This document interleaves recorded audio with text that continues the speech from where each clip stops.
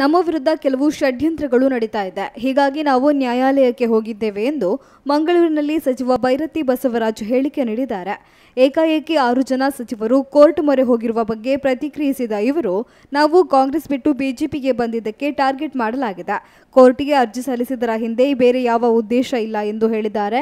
ಇನ್ನು ವಿರೋಧ ಪಕ್ಷಗಳು ಮುಂಬೈನಲ್ಲಿ ಏನೋ ನಡೆದಿದೆ ಎಂದು ಹೇಳ್ತಾರೆ. ಮುಂಬೈನಲ್ಲಿ ಏನೂ ನಡೆದೇ ಇಲ್ಲ, ನಡೆದಿದೆ ಅಂದ್ರೆ ಅವರು ದಾಖಲೆ ಬಿಡುಗಡೆ ಮಾಡಲಿ ಎಂದಿದ್ದಾರೆ.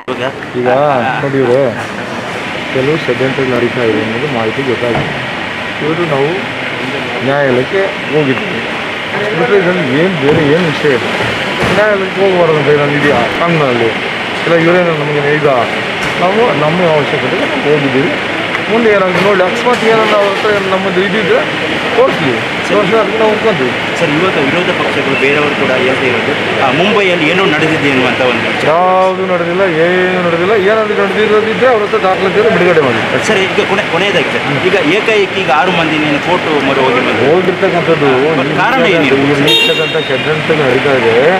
ನಾವು ಕಾಂಗ್ರೆಸ್ ಪಕ್ಷದಿಂದ ಬಂದಿದ್ದಾರೆ ಅಂತೇಳಿ ಒಂದು ಉದ್ದೇಶಕ್ಕೆ ನಮ್ಮನ್ನು ಮಾಡ್ತಾ ಇದ್ದಾರೆ. ನಾವು ಉದ್ದೇಶಕ್ಕೆ ನಾಳೆ ಎಲ್ಲಿ ಕೂಡ ತೊಂದರೆ ಆಗಬಾರ್ದು, ಮುಜುಗರ ಆಗಬಾರ್ದು, ಮತ್ತು ನಮ್ಗೆ ಎಲ್ಲಿ ಕೂಡ ಧಕ್ಕೆ ಬರಬಾರ್ದು ಅನ್ನೋ ದೃಷ್ಟಿಯಿಂದ ನಾವು ಹೋಗಿದ್ದೀವಿ. ಆ ಥರದ್ದಲ್ಲ, ನಮ್ಮ ವೈಯಕ್ತಿಕವಾಗಿ ನಾವು ಹೋಗಿದ್ದೀವಿ.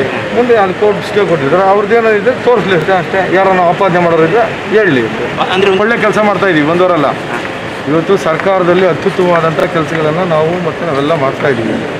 ಹಾಗಾಗಿ ಎಲ್ಲ ಒಂದು ಕಡೆ ಅದನ್ನು ತಡೆ ಹಾಕಬೇಕು ಅನ್ನೋ ದೃಷ್ಟಿಯಿಂದ ಇವೆಲ್ಲ ನಡೀತಾ ಇದೆ. ಅದಕ್ಕೆ ನಾವು ಒಂದು ಇದನ್ನು ಮಾಡ್ಕೊಳ್ತೀವಿ ಅಷ್ಟು ಬಿಟ್ಟರೆ ಬೇರೆ ಇದರಲ್ಲಿ ಯಾವುದೂ ಇಲ್ಲ, ಏನೂ ಇಲ್ಲ. ನಾವು ಇದ್ದೀವಿ, ಕ್ಲೀನ್ ಇದ್ದೀವಿ, ಸ್ವಚ್ಛತೆ ಇದೆ, ಕೈ ಬಾಯಿ ಎಲ್ಲ ಶುದ್ಧವಾಗಿ ಇಟ್ಕೊಂಡಿದ್ದೀವಿ. ಎಲ್ಲರೂ ಕೂಡ ಜಾರಕಿಹೊಳಿ ನಿಮ್ಮ ಸಂಪರ್ಕಕ್ಕೆ ಸಿಕ್ಕಿದ್ದಾರೆ, ಪ್ರಯತ್ನ ಮಾಡಿದ್ರೆ ಸಂಪರ್ಕ ಸಿಗಲಿಲ್ಲ.